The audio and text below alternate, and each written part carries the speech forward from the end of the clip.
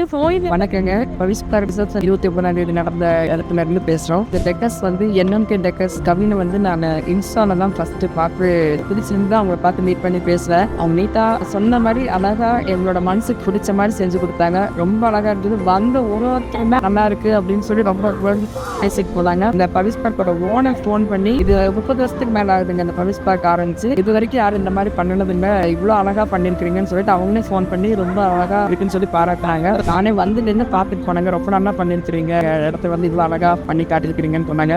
ரொம்ப நல்லா செஞ்சு கொடுத்துருங்க. கவினுக்கு தான் ரொம்ப நான் தேங்க்ஸ் சொல்லணும். கவினுக்கு தான் தேங்க்ஸ். உண்மையா வந்து கவினை நம்பி தான் இதை ஒப்படைச்சேன். நல்லா நீட்டாக எனக்கு பண்ணி கொடுத்தேன். கவினுக்கு ரொம்ப தேங்க்ஸ். நல்லா பண்ணி கொடுத்துட்டப்பா.